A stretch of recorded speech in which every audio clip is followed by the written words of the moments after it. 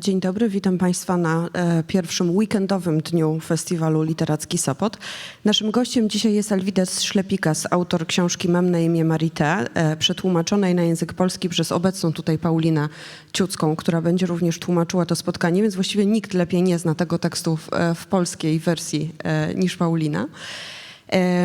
Tłumaczenie na język polski migowy dzisiaj będą dla nas prowadzić pani Elżbieta Żurawska i pan Piotr Żurawski. Natomiast na podpisywanie książek zapraszamy Państwa do kawiarni Dezeo na pierwszym piętrze, bo będziemy musieli niestety opuścić tę salę. Zapis spotkania znajdą Państwo później w wersji audio na Spotify, a wideo na YouTubie Gojki 3. Książka autora dostępna jest na targach książki na stoisku księgarni Smak Słowa. Organizatorzy proszą też bardzo, jeśli Państwo będą mieli chwilę, o wypełnienie ankiety, którą mają wolontariusze i zadają pytania o to, jak Państwu się podoba ta edycja festiwalu. To służy oczywiście temu, żeby lepiej odpowiedzieć w kolejnych latach na Państwa potrzeby, lepiej je zdiagnozować i przygotować lepiej kolejne wydarzenia. Natomiast jeśli chodzi o główną bohaterkę naszego spotkania, czyli powieść Mam na imię Marité, to chciałam zapytać o to, bo w Polsce kiedy mówi się o gwałtach dokonywanych przez Armię Czerwoną i o przemocy Armii Czerwonej, to nacisk kładzie się bardziej na tak zwanych ruskich i na to zło, które się dokonywało, a bardzo rzadko, albo stosunkowo rzadko mówi się o takim systemowym źródle tej przemocy. To znaczy o tym, że przemoc była kolejnym narzędziem Armii Czerwonej, przy pomocy której dyscyplinowała ona podbijane społeczeństwo. Czy tak było też na Litwie?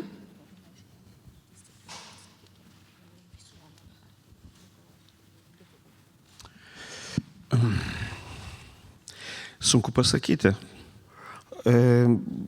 Aš rašydamas knygą ir parašęs knygą, kai knyga pasirodė Lenkijoje prieš 9 metus, supratau, kad vis dėlto Antro pasaulinio karo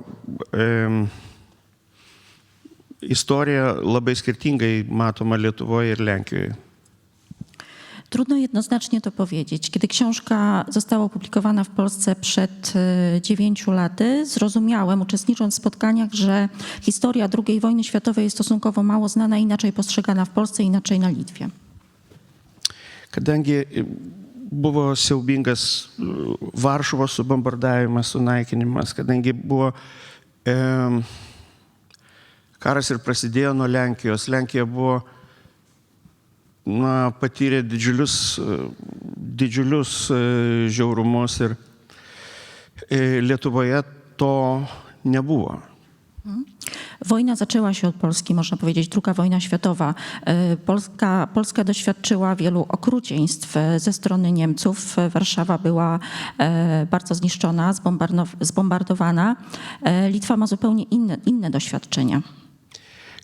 Kadangi pirmoji Lietuvos okupacija prasidėjo 40 metais, praktiškai 39 pabaigoje, rusų kariuomenė užėjo į Lietuvą, privertė pasiduoti ir prasidėjo trėmimai, išvežė daugelį žmonių į Sibirą ir taip toliau, daug žmonių žuvo. Tai pasirodančių vokiečių Lietuvoje laukia su tam tikra viltimi. Ponieważ Sowieci weszli na Litwę w 1940 roku, wtedy rozpoczęła się pierwsza okupacja Litwy.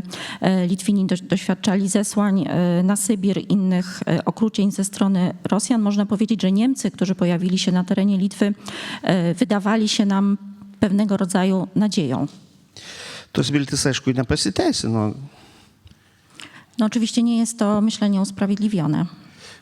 Bet lietuviai įgyjo tokį kompleksą, iki šiol tas kompleksas jaučiamas, tai iki šiol jaučia gėdą, kad 40 metais neiššovė praktycznie nei vieno szówio ir įsileido rusų kariuomenę į savo vidų.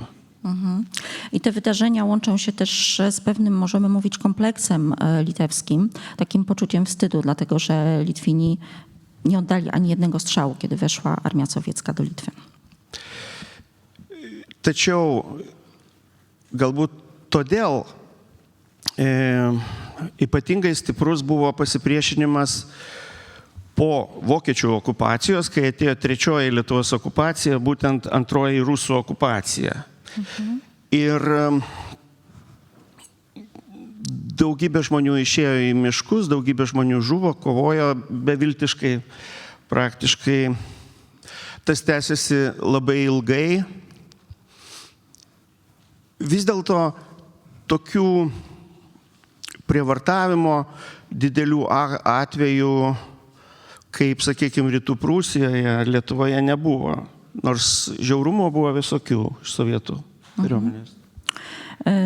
Może właśnie dlatego ten opór był tym większy po tym, jak rozpoczęła się druga rosyjska okupacja i dużo Litwinów wstąpiło wtedy do partyzantki, poszło walczyć do lasu, no ale nie było na pewno takich działań wojennych jak w Polsce i mimo tego, że okrucieństwo oczywiście było, niewiele było takich obszarów, na które możemy mówić o takim okrucieństwie jak właśnie w Prusach Wschodnich. Ir jeigu kalbant, mano knygoje rašoma apie Rytų Prūsiją. I w mojej książce jest właśnie opisane to, jak wyglądała sytuacja w Prusach Wschodnich. Tai buvo Rytų Prūsija buvo pirmosios žemės, kurias Raudonoji armija pasiekė po ilgo sekinančio karo. Vokiečių žemės. Ir todėl jie elgėsi labai žiauriai. Iš tikrųjų, tai buvo tarsi savotiškas revanšas. Bet yra net tokių ir atrodo įrodymų, kad tiesiog sovietų valdžia ne tik tai toleravo moterų prievartavimą, žudymą ir taip toliau, bet net ir skatino. I właśnie w książce są opisane wydarzenia, jakie rozgrywały się w Prusach Wschodnich po tym, jak wkroczyła tam armia sowiecka. Całe okrucieństwo, jakie się wtedy tam wydarzało, między innymi gwałty na kobietach, Niemkach, na które nie tylko przyzwalano, ale nawet mówi się o tym, że żołnierze byli do tego zachęcani i był to swoisty rewanż. Galima prisiminti garsaus sovietinio rašytojo Iljos Erenburgo tekstus, kuris rašė, kad žudyk kiekvieną vokietį, nes jis yra fašistas ir žudyk kiekvieną moterį, gali imti moteris, imti viską, jos priklauso tau, nes tai yra karo grobis, žudyk moteris, todėl kad jos pagimdys naujų fašistų ir taip toliau.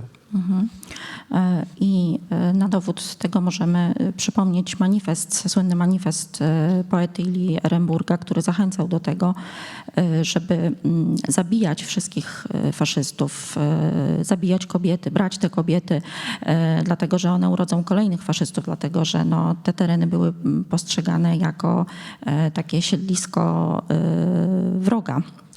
Ir mes matom dabar, kad tas rusų būtent seksualinės prievartos ir naudojimas ir dabar yra kaip karo dalis. Ta mes matėme Ukrainoje, Bučioje ir Penyje ir panašiai. I oczywiście teraz widzimy, że podczas wojny w Ukrainie również to seksualne wykorzystywanie kobiet, zresztą nie tylko kobiet, jest takim narzędziem walki współistniejącym wraz z wojną. Wybiera pan na główny temat swojej powieści jednak nie kobiety, chociaż najbardziej dramatyczne sceny, które w powieści się wydarzają, dotyczą właśnie starszego pokolenia, to znaczy matki i ciotki. Natomiast skupia się pan na dzieciach, na wilczych dzieciach. Kim są wilcze dzieci i dlaczego tak zostały nazwane? Vilko vaikai galbūt yra toks manimas, kad galbūt atsirado iš to, jog jie apsistodavo miškuose tie vaikai, kalbėjo nesuprantamą kalbą ir taip toliau. Nors kita vertus atrodo, kad galbūt tai yra ir šiek tiek dirbtinis toksai pavadinimas, kuris prigijo gal daug vėliau po karo negu iškart po karyje. Nėra tiksliai žinoma, kodėl taip vadinasi.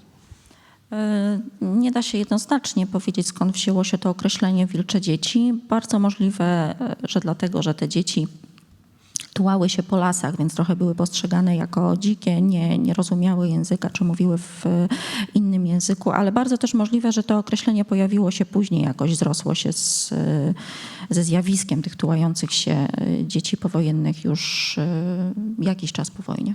Tačiau tą pavadinimą patys tie vilko vaikai, vadinami, jie labai priėmė ir jis jiem labai prigijo dabar. Tai toks yra kaip labai atpažįstamas pavadinimas, atpažįstamas ženklas. Jednak to określenie jakoś tak przylgnęło i właściwie one funkcjonują tak do tej pory. Chyba najbardziej takie znane zjawisko właśnie poprzez tę frazę. To były dzieci, które właściwie kilka razy zostały dotknięte traumą, bo najpierw znikają ich ojcowie, którzy idą na front, bo to tylko dzieci niemieckie. Później ich matki bardzo często padają ofiarą albo Armii Czerwonej, albo głodu i dzieci zostają same. Czy społeczeństwo litewskie, bo pokazuje pan takie przykłady w książce, miało w ogóle możliwość, aby takim dzieciom pomóc?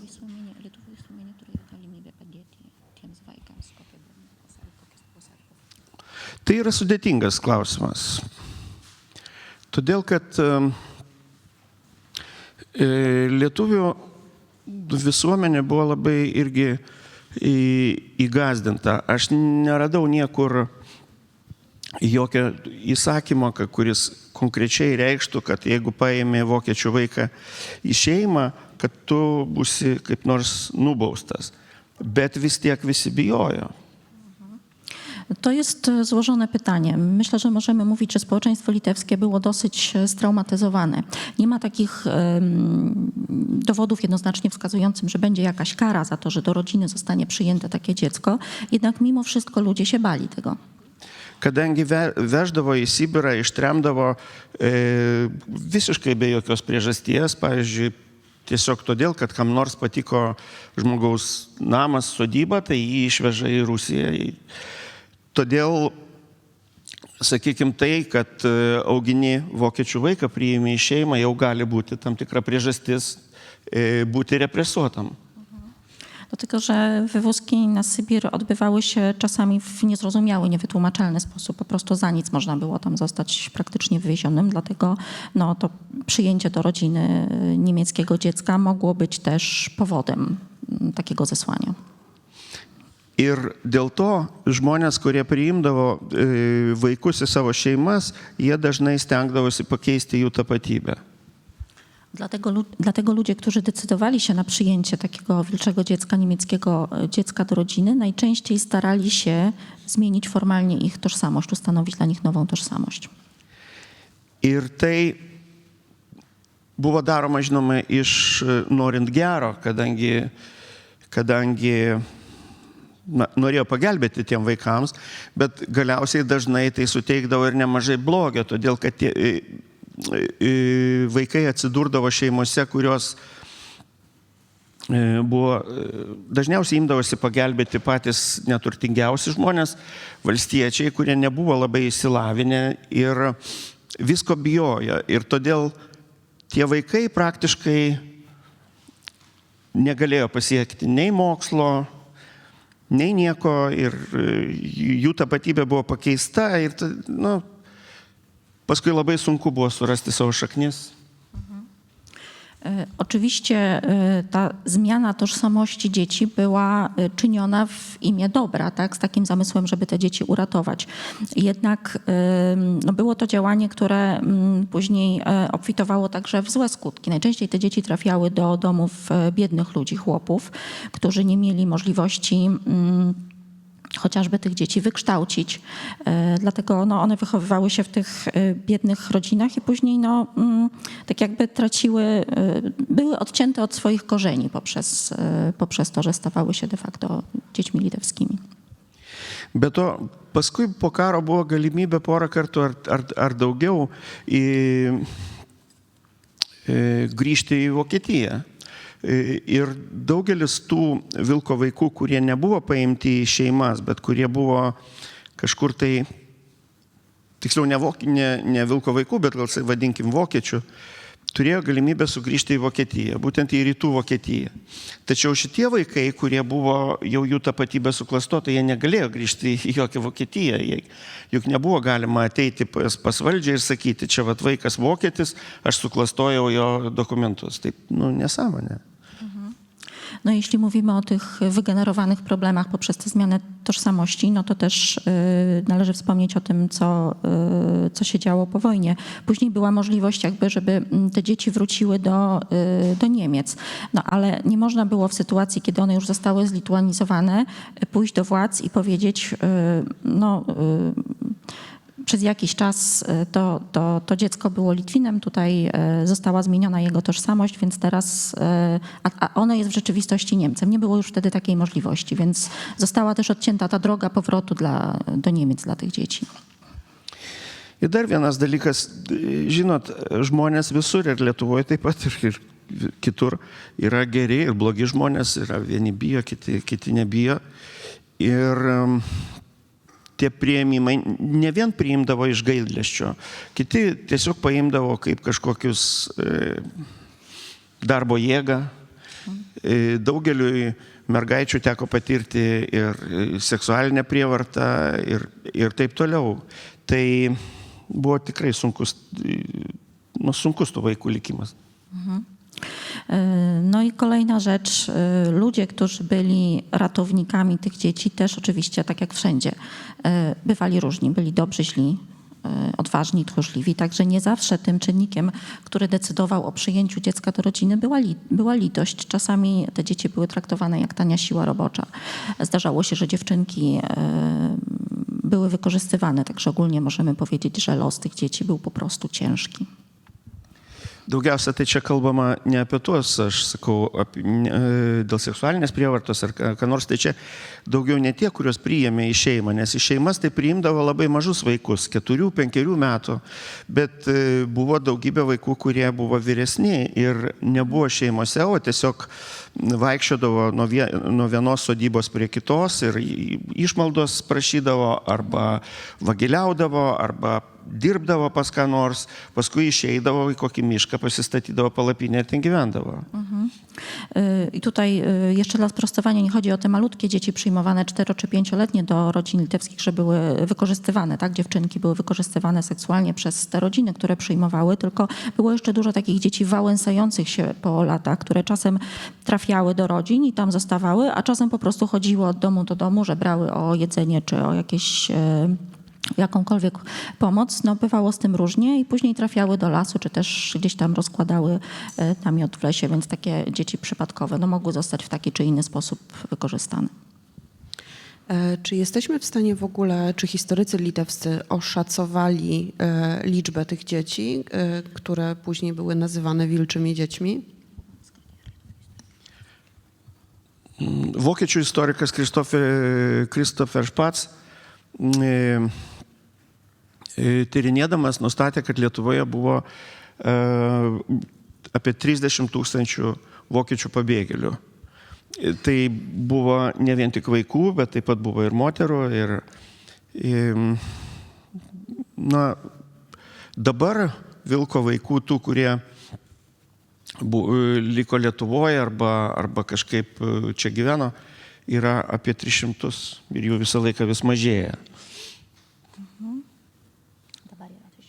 Apie.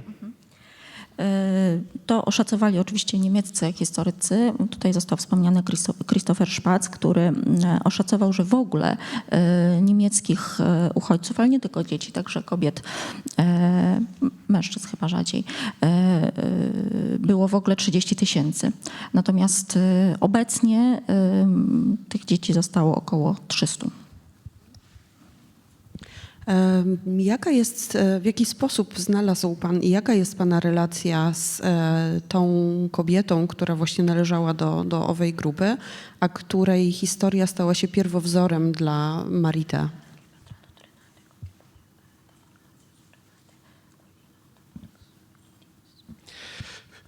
Aš dirbau prodiuserinėje kompanijoje ir į mūsų kompaniją atėjo žmogus, Richardas Savickas, kuris sako, jūs darote visokią televizinę ir kino produkciją ir galbūt jums bus įdomi mano motinos istorija.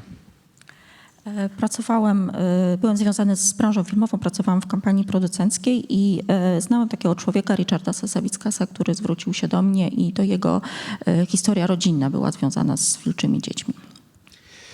Ir jo motina ir tapo ta, pirmiausia, jo motinos vardas ir buvo Renatė. Ir Lietuvoje jo motina było Marytė. I to właśnie jego mama to była Renata i to ona stała się pierwowzorem dla książki.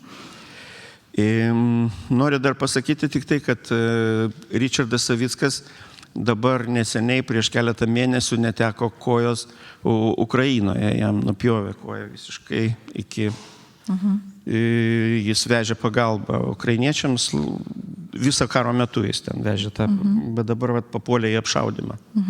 Dygresja do współczesności. Richardas Savickas niedawno, kilka miesięcy temu stracił nogę na Ukrainie, kiedy dostarczał pomoc. Po prostu jechał tam z pomocą humanitarną. Taip, kad ir čia net tie karai kažkaip susiję, bet jo motina man pasakojo gana nemažai apie savo gyvenimą, bet vis dėlto tie jos prisiminimai buvo labai migloti, kadangi buvo Lietuvoje atsidūrė labai maža, 5 metų. Także i ta historia Richardasa Savickasa odnosi się jakoś do wojny. Matka Richardasa opowiadała o swoim dzieciństwie, natomiast jej pobyt na Litwie to było kilka lat, dlatego te jej opowieści były, można powiedzieć, takie dosyć mgliste. Labai daug jinai žinojo apie savo gyvenimą iš giminių. Tiesiog sužinojo iš giminių, kurios susirado jau būdama 60 metų amžiaus. Kiek metų? 60 turbūt. 60. Dużo natomiast o swoim życiu mogła opowiedzieć na podstawie opowieści swoich krewnych, z którymi odnalazła się, kiedy miała 60 lat. Ir aišku, iš tuo nebuvo galima pasikliauti, reikėjo ieškoti daugiau medžiagos ir tada suradau daugiau žmonių, suradau kitus žmonės ir tie personažai, jie nėra vieno ar kito žmogaus tikras aprašymas, tai yra iš daugelio žmonių pasakojimų atsiradę. Tak więc nie do końca można było polegać na tych jej wspomnieniach. No i zacząłem szukać innych osób, które opowiadały historię wilczych dzieci. Także to nie jest tak, że historia tytułowej Marite bazuje na historii życia jednej czy drugiej osoby. Na tę historię składa się wiele pojedynczych historii różnych ludzi. To zdanie, które po polsku, ten tytuł powieści, czyli Mam na imię Marita, on pozornie wydaje się taką mocną deklaracją, czymś dumnym. Natomiast kiedy czytamy powieść, to wiemy, że to jest zdanie, które trzeba wyćwiczyć, bo to jest to jest kłamstwo, którego trzeba użyć, żeby uratowało życie.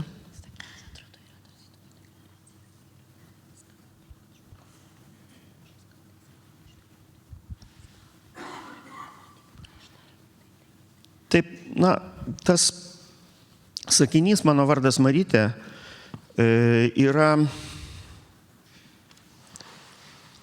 yra toks kaip ir iš tikrųjų kaip išsigelbėjimo frazė tokia.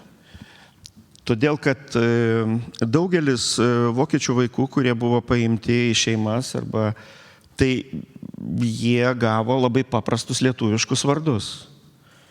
Tam, kad nesukeltų jokio įtarimo. Todėl buvo duoti labai paprasti vardai. Marytė tuo metu było labai dažnas vardas.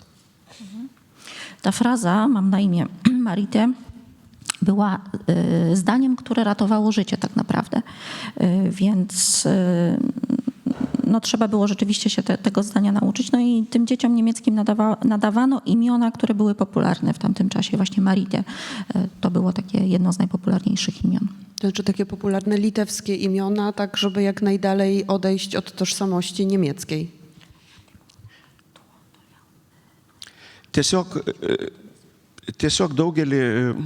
Tiesiog kai karas pasibaigė, Rytų Prūsijoje prasidėjo didžiulis badas. Aš čia papasakosiu truputį daugiau, kodėl taip vadinosi, gerai? Kiedy skończyła się wojna, tereny Prus wschodnich zostały doświadczone głodem. Kadangi paskyrė tais direktoriais žemės ūkio bendrovių tokius karininkus, kurie nieko neišmanė apie žemės ūkį, pradėjo tuo rūpintis jau rugpjūčio mėnesį, kai nebuvo nieko galima išauginti.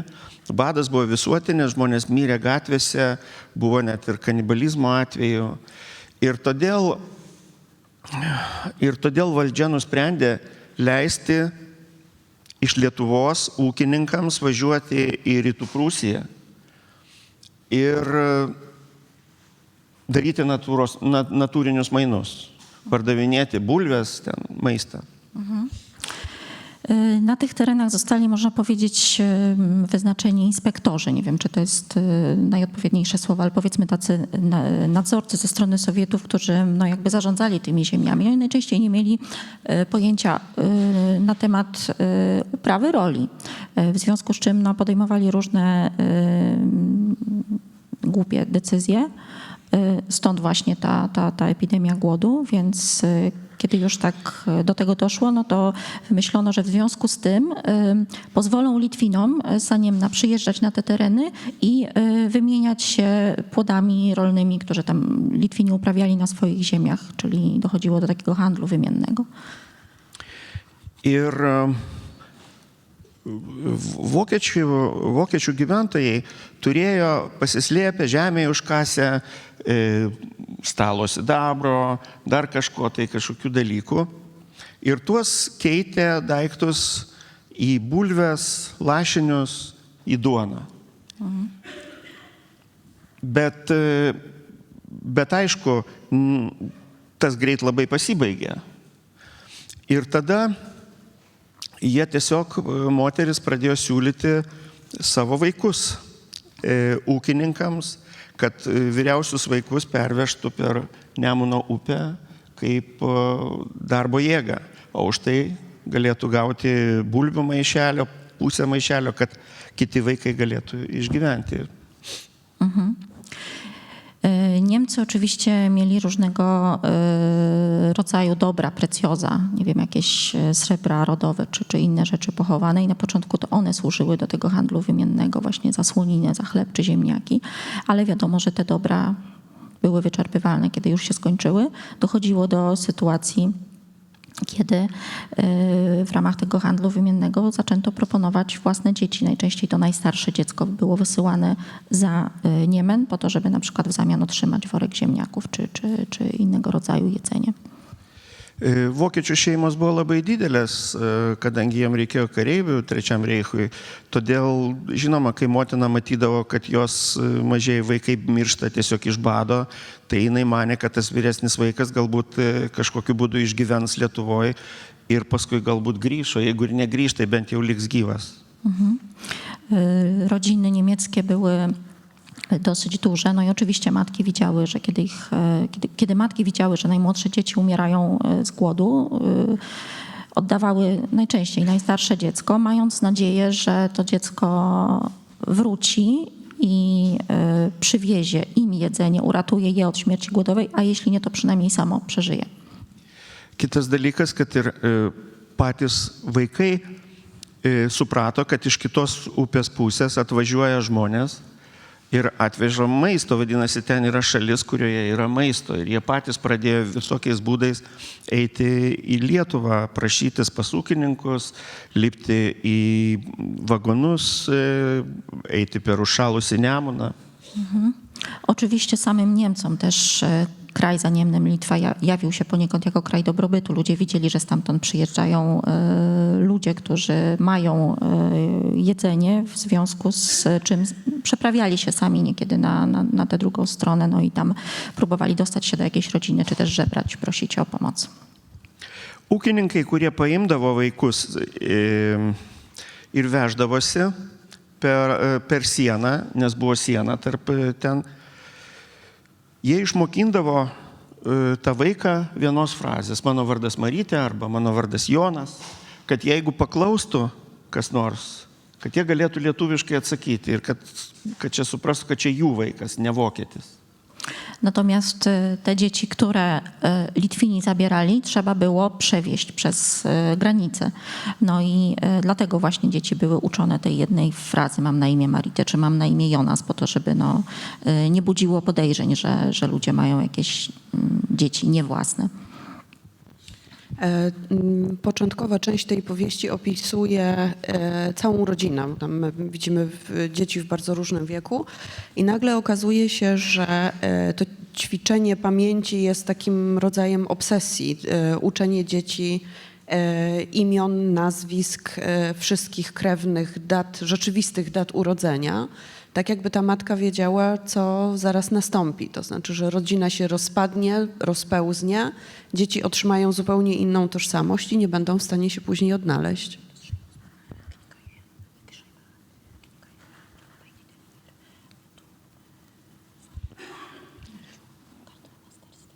Nu taip.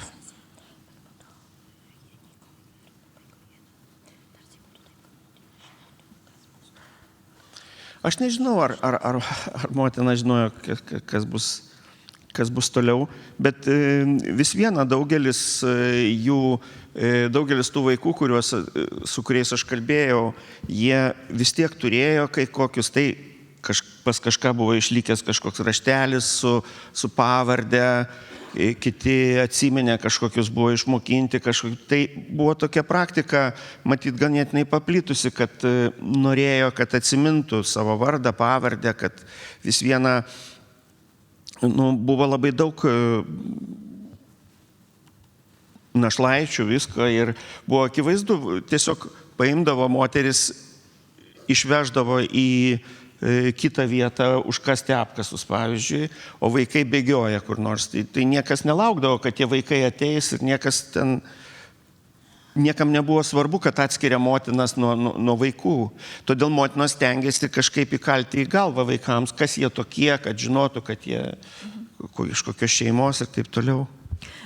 Być może nie można powiedzieć, że matki widziały czy przewidywały w jakiś sposób, że rodzina się rozpadnie, no ale wszyscy widzieli, jak rysuje się sytuacja wojenna wokół. Zdarzało się, że na przykład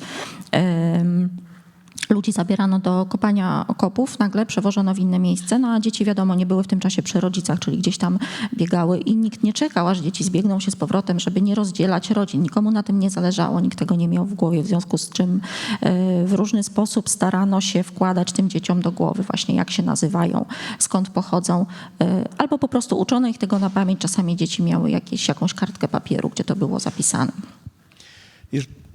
Ir paskui jau man teko sutikti žmogų, kuris sakė, kad labai norėčiau bent prieš mirtį sužinoti, koks mano vardas. Jisai žinojo savo pavardę, bet nežinojo vardo.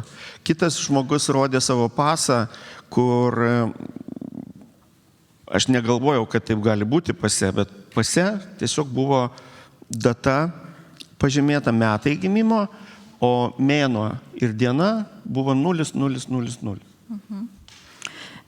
Spotkałam na przykład człowieka, który wiedział, jak ma na nazwisko, ale nie znał swojego imienia i mówił, że marzy o tym, żeby dowiedzieć się, jakie było jego imię. Albo jeszcze inny miał tylko paszport, w którym widniała data urodzenia i nawet nie miałem pojęcia, że tak może być, ale w miejscu, gdzie przewidzianym na dzień i miesiąc było 0000. Czy bo powiedział pan przed chwilą, że Renatę, której losy jakby rozpoznajemy w jakiś sposób w powieści, połączyła się ze swoją rodziną w wieku 60 lat? Susijungė su savo šeima, kai jau buvo 60 metų. Taip. Ir susijungia tokiu būdu, kad jinai per tokį keistą atsitiktinumą. Jinai kreipėsi į populiarią televizijos laidą Lietuvoje ir papasakojo savo istoriją, kad ji nežino, kas jinai tokia yra. Jinai nežino iš kur. Jinai tiesą sakant manė, kad galbūt yra žydaitė palikta tėvų, kadangi plaukai labai tamsus buvo ir tokių turėjo semitinių bruožų, tai jinai manė, kad ji žydaitė, nors to paaiškėjo, kad nieko bendra neturi. Tak, i doszło do tego przez przypadek, można powiedzieć. Ta kobieta zwróciła się do programu telewizyjnego, gdzie opowiedziała o tym, że nie zna swojej tożsamości, chciałaby poznać swoją prawdziwą tożsamość.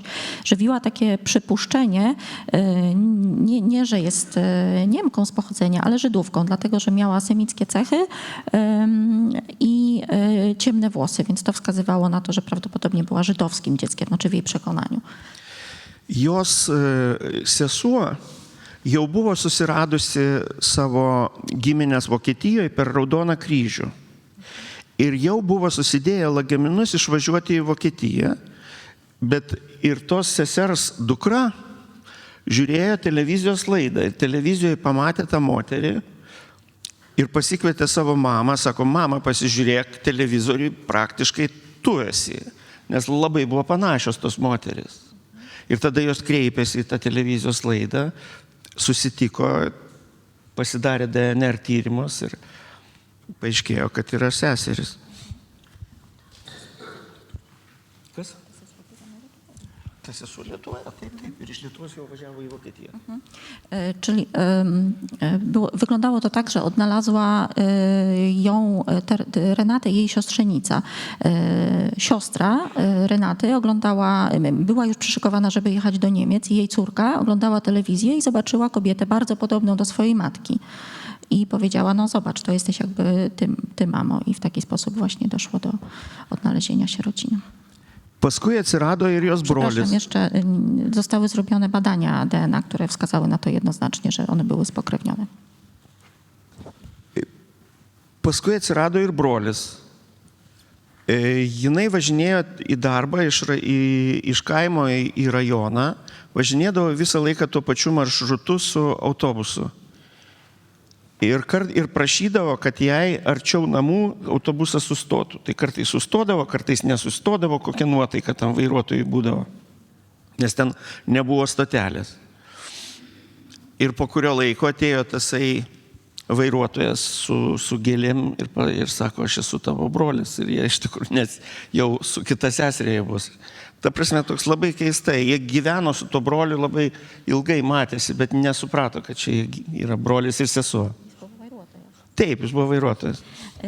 Później odnalazł się także jej brat i to też niesamowita historia, dlatego że oni żyli w jednej miejscowości bardzo blisko siebie.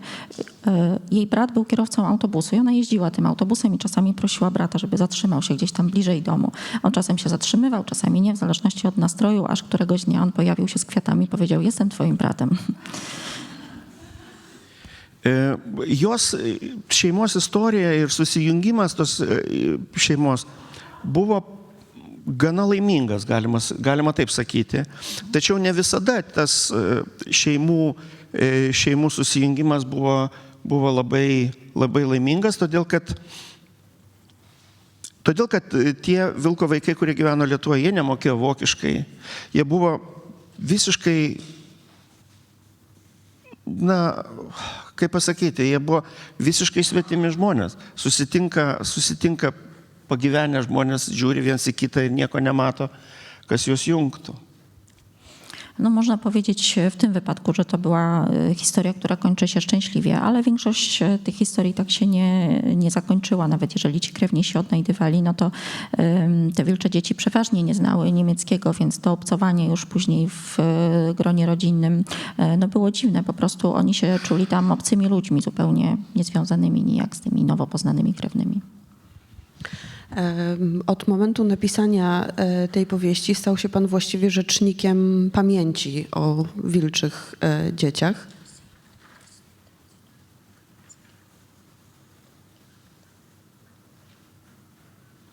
Nelabai supratau.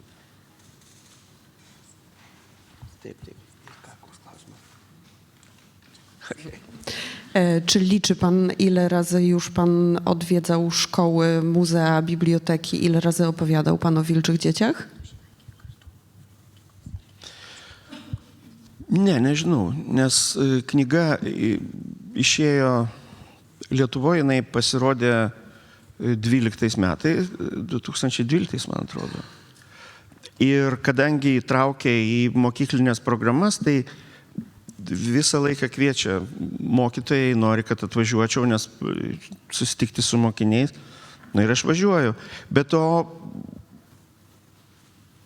to, kai knyga išėjo, paaiškėjo, kad vyresnė karta labai daug žino apie vilko vaikus. Tiesiog tai buvo savotiškas tabu, niekas nekalbėjo apie tai. Ir todėl kvietė labai į bibliotekas ir visur, kur atvažiuodavo bibliotekose, ateidavo žmonės, rodydavo nuotraukas, rodydavo kažkokius dokumentus, kur jų šeimose buvo kažkada buvę vilko vaikai, kurie dabar jau Vokietijoje ir panašiai. Nie, prawdę mówiąc nie liczyłem, ile takich spotkań mam na koncie, ale od kiedy książka ukazała się w Litwie, to był 2012 rok, bardzo często byłem zapraszany do szkół. Obecnie też książka znajduje się na liście lektur szkolnych. I często też to były takie odczyty, spotkania w bibliotekach i okazało się, że o ile dla dzieci to był nieznany temat, to starsze osoby sporo wiedziały o wilczych dzieciach, starsze pokolenie i ludzie zaczęli przynosić ze sobą na te spotkania zdjęcia i opowieści rodzinne.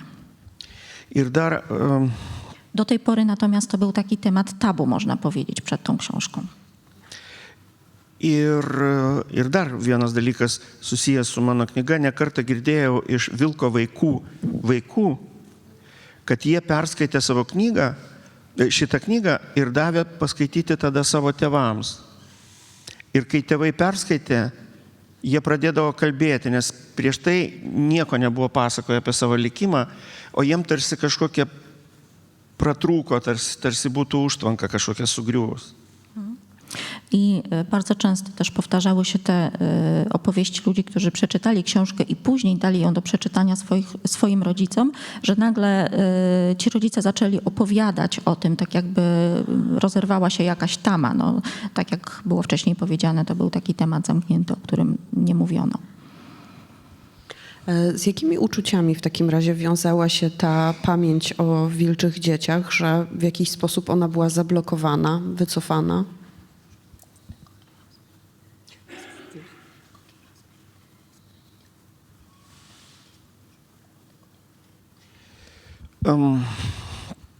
Matot, vilko, aš irgi galvojau, kodėl nenorėjo pasakoti, aišku, bijojo, turbūt, kol sovietmetis buvo, tai bijojo kažkokių represijų, bet kodėl vėliau, kai atėjo nepriklausomybė ir aš supratau, kodėl. Wie pani, sam nieraz się nad tym zastanawiałem, dlaczego tak było. Myślę, że jedną z determinant to był strach, to wiadomo, w czasach represji sowieckich. Natomiast zastanawiałem się, dlaczego później, kiedy już przyszło odzyskanie niepodległości, ludzie nadal o tym nie mówili, nie chcieli mówić i zrozumiałem, dlaczego sam doszedłem do tego. Nes rinkdamas medžiagą susidūriau su tokiu fenomenu, kad būti vilko vaiku buvo kažkaip lyg ir nepadoru. Aš nesupratau iš pradžių kodėl. Bet po vieno pokalbio su viena pagyvenusia ponia viskas paaiškėjo. Jis man sako, tu rašai apie vilko vaikus, bet tu nieko apie juos nežinai. Aš sakau, tai aš ir rašau, kad sužinočiau. I można powiedzieć, że to milczenie na temat pochodzenia tego, co działo się w Prusach Wschodnich po wojnie, wiązało się z tym, że bycie wilczym dzieckiem było naznaczone jakąś taką niecnotliwością, można powiedzieć, i starałam się zrozumieć, co to znaczy. Było to czymś niedobrym. Zrozumiałam to po rozmowie z pewną kobietą, która zwróciła się do mnie, odezwała się do mnie i powiedziała, że ty piszesz o wilczych dzieciach, ale nic o nich nie wiesz tak naprawdę. Alvydas wtedy odpowiedział, że zbiera materiały i stara się dowiedzieć czegokolwiek. Jinai sako, o aš žinau, kas yra tie vilko vaikai. Sako, jų palapinės buvo prie mano tėvo lauko, prie mano tėvo sodybos. Tai tu žinok, kad tos vokiečių mergiotės viso kaimo vyrus apkrėtė sifiliu. Suprantate, tai yra siaubinga, todėl kad tai yra aukos, kurios daromos yra, kaip kaltomis dėl to, kad yra aukos. O žinai, žmonės paprasti, kaimiečiai, viskas. Ir žinai, tie vaikai tai vagiliaudavo, tai ką nors. Ir todėl į juos žiūrėjo tokį, ir jie patys persijėmė tą tokie, kad mes čia tokie blogesni. Ir todėl irgi nenorėjo kalbėti. Więc ta kobieta, o której była mowa, powiedziała, widzisz, ty nic nie wiesz, a ja wiem, ponieważ namiot, gdzie mieszkały wilcze dzieci, znajdował się tuż przy gospodarstwie mojego ojca i te dziewczyny, które tam mieszkały, zaraziły wszystkich mężczyzn naszej wioski syfilisem. I to pokazało absolutnie takie wykrzywione myślenie na temat wilczych dzieci, absurdalność takiego myślenia. Czyli niejako ofiary zostały napiętnowane jako ci winni, więc to myślenie przeszło niejako na te ofiary i ci ludzie sami, wilcze dzieci, same zaczęły czuć się tak niedogodnie w takiej sytuacji, zaczęły myśleć, że coś z nimi w takim razie jest nie tak. Stąd też milczenie na ten temat. Czy był pan też zaproszony do Niemiec, żeby opowiadać o wilczych dzieciach?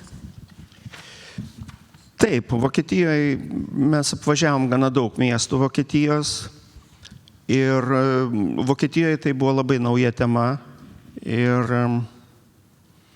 Vokietijoje žinojo nedaug kas, bet buvo atėję vilko vaikų tiesiog keletas į susitikimus. Tak, gościłem w Niemczech kilka razy i tam też to był taki mało znany temat, ale zdarzało się, że na te spotkania również przychodziły wilcze dzieci.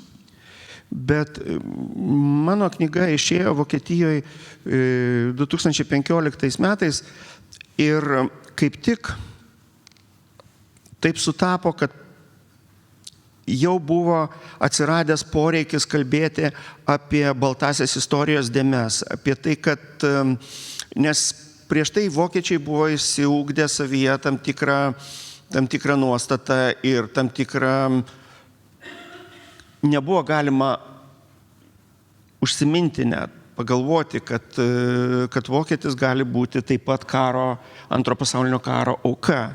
Jie suprato, kad yra kalti dėl holokausto, dėl daugybės žmonių mirčių, ir jie nekalbėjo apie vilko vaikus praktyškai, ir apie kitus dalykus.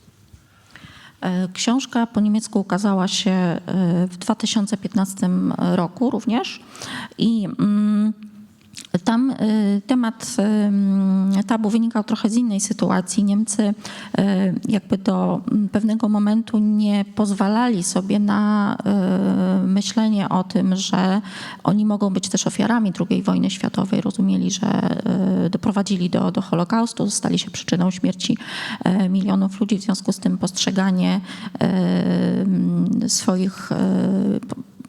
swoich rodaków jako też ofiar no było takim nowum, można powiedzieć. Ir kaip tik 2015 panašiai prasidėjo kalbėjimas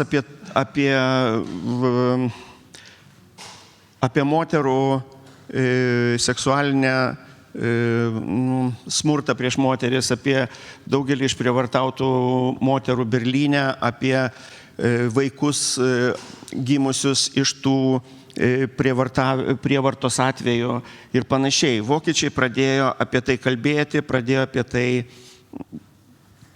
dalintis, ieškoti kažkokios tiesos. Nors vis dėlto keletoje susitikimo buvau ir apšauktas, kad aš neva tai čia palaikau Hitlerį ar ką nors, kas yra biškai nesąmonė. Ne, Vokietijoje kažkokia ten viena moteris rėkė, tu čia nacius palaikai, žinai, ten. Kažkaip aš nesupratau, kodėl. I 2015 rok to był taki czas, kiedy próbowano mówić o tych białych plamach w historii Niemiec. Właściwie dużo o tym zaczęto mówić, o tym, jak Armia Czerwona wchodziła do Berlina, o gwałtach na kobietach, o dzieciach, które urodziły się w wyniku tych gwałtów. Także to był też czas taki, kiedy Niemcy zaczęli szukać jakiegoś nowego elementu prawdy o II wojnie światowej. Chociaż prawdę mówiąc też w Niemczech spotkałem się z takimi zarzutami, że jakoś tam popieram nazistów. Tą swoją książką i takim postrzeganiem sprawy. Szanowni Państwo, powoli nam się kończy czas. My mamy oczywiście tutaj jeszcze dużo wątków do poruszenia, natomiast Państwo mają pierwszeństwo. Więc jeśli ktoś z Państwa chce zadać pytanie, to gdybym mogła prosić o podejście do tego mikrofonu, który znajduje się tutaj, to będziemy Państwu bardzo zobowiązani. Czy ktoś z Państwa? Poziom aktywności natychmiast spada, jak się okazuje, że trzeba przejść przez całą salę i przez jej środek. Dobrze, w takim razie, jeśli ktoś z Państwa się zastanawia, to proszę się oczywiście zbierać na odwagę. Zaraz wrócimy i będę Państwa prosiła, a ja jeszcze chciałam zapytać o to, czy kiedy zbierał Pan materiały albo podróżował już z tą książką, opowiadając o niej, to czy mówiono Panu, że to nie czas na takie rozliczenia, że Litwa ma ważniejsze problemy, nawet te związane z pamięcią wojenną? Czy spychano to?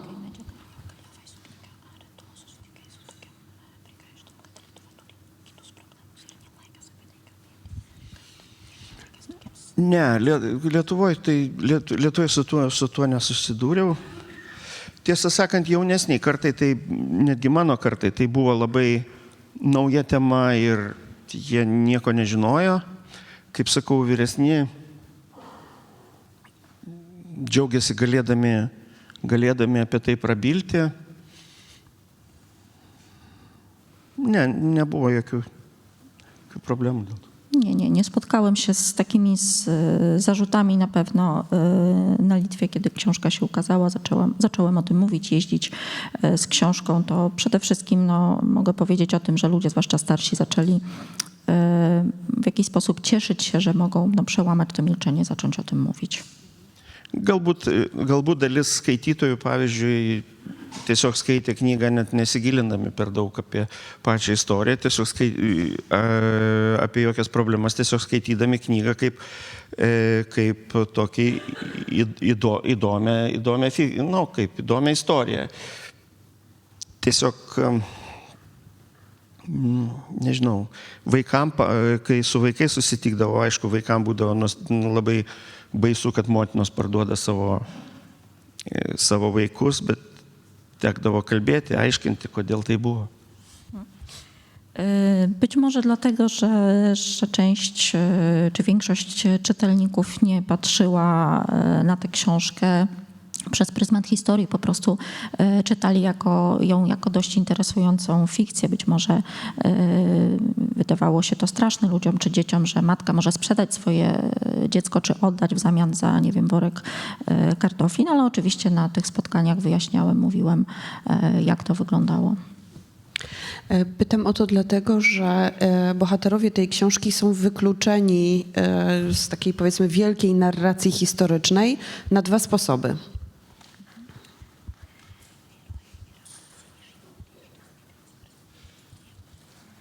Po pierwsze, jako osoby przynależące do narodu niemieckiego, czyli właśnie ci faszyści, których należało wytępić, a po drugie, jako dzieci.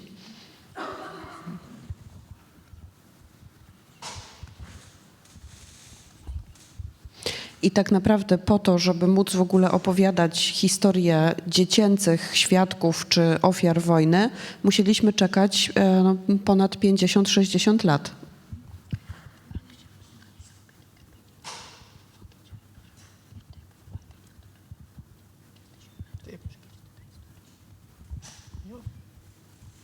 Nie wiem, czy Państwo się już nauczyli podstawowych wyrazów po litewsku. Wszyscy wiemy, jak się mówi tak i nie, prawda? Myślę, że gdybyśmy tu jeszcze chwilę posiedzieli, to byśmy się nauczyli dużo więcej. Czy ktoś z Państwa teraz już się przepracował? Dobrze, wspaniale. Agnieszka Rębiałkowska, czyli osoba, która w ogóle nie jest z branży. Ale wiem, jak jest tak i nie, więc to dużo. Książka była tłumaczona na kilkanaście, jak mi się zdaje w tym momencie, języków świata, nie tylko europejskich. Chciałam zapytać o recepcję w krajach, w których się ukazała. Jakiego typu historie ożywały pod wpływem lektury tej książki? I czy autor zechciałby się podzielić swoim może największym zaskoczeniem albo czymś, co go poruszyło jakoś szczególnie podczas spotkań z czytelnikami w innych krajach? Na, matot, su tais susitikimais kitose kraštuose buvo toks nelabai daug tų susitikimų buvo, todėl kad prasidėjo karantinas ir COVID epidemija. Tai tas sutrukdė daugiau susitikimų turėti. No, muszę powiedzieć, że z tymi spotkaniami prezentującymi książkę w innych krajach bywało różnie, bo to akurat te publikacje przypadły na czas pandemii, kwarantanny. Bet pavyzdžiui, ir Prancūzijoje išėjo tas plonais viršeliais leidimas, kur, žinai, kišeninis variantas, kiek pasiekia kažkokį ten tiražą, tada parduodamas kišeninis. Ir Jungtinė karalystė taip pat irgi išėjo kišeninis variantas, ir Vokietijoje kišeninis variantas išėjo. Taip kad tą knygą skaito. Ir aišku, būtų įdomu sužinoti, kaip sekasi jai, pavyzdžiui, iš tam Jordanijoje ir Saudo Arabijoje, bet nežinau, aš ten atsiliepimų neturiu, nors ten knyga irgi pasirodė. Wiem, że książka ukazała się w takiej wersji, wydaniu kieszonkowym we Francji i Wielkiej Brytanii. Docierają do mnie pogłoski, że książka jest czytana i pewnie byłoby ciekawie dowiedzieć się, jaka jest percepcja w Jordanii czy w Arabii Saudyjskiej, ale jak czytelnicy ją przyjmują, nie wiem. Labai džiaugiuosi, kad knyga anksti pasirodė ir Ukrainoje, dar prieš karą. Karas buvo prasidėjęs, žinoma, nes karas prasidėjo 2014 metais. Ir tuo metu, kai Ukrainoje pristatinėjau knygą, tai jau tada buvo daugybė vidinių pabėgėlių šalyje, apie 1,5 milijonų. Ir taip toliau, taip kad jiem buvo labai suprantama ta knyga. Bardzo cieszę się, że książka ukazała się stosunkowo wcześnie w Ukrainie. To był 2014 rok, czyli czas, kiedy w Ukrainie już trwała wojna. Po aneksji Krymu było wtedy bardzo dużo takich wewnętrznych przesiedleńców, więc akurat w Ukrainie ta książka była bardzo dobrze rozumiana, tak można powiedzieć, odczytywana. Szanowni Państwo, czy jeszcze ktoś w takim razie? Bo myślę, że liczą Państwo chyba też trochę na jakieś indywidualne rozmowy, bo zawsze tak jest przecież. Więc bardzo dziękujemy autorowi za wizytę. Dziękuję.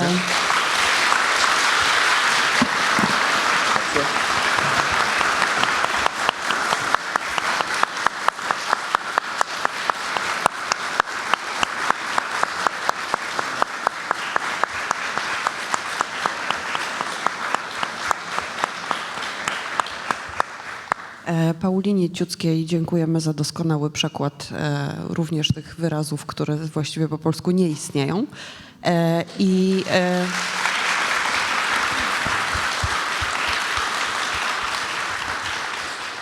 A tych z Państwa, którzy mają już książkę, zapraszamy teraz na pierwsze piętro do podpisywania. Natomiast jeśli ktoś z Państwa czuje się zachęcony tym spotkaniem, to książkę można kupić na stoisku numer 12, tutaj zaraz na targach książki. Dziękujemy bardzo.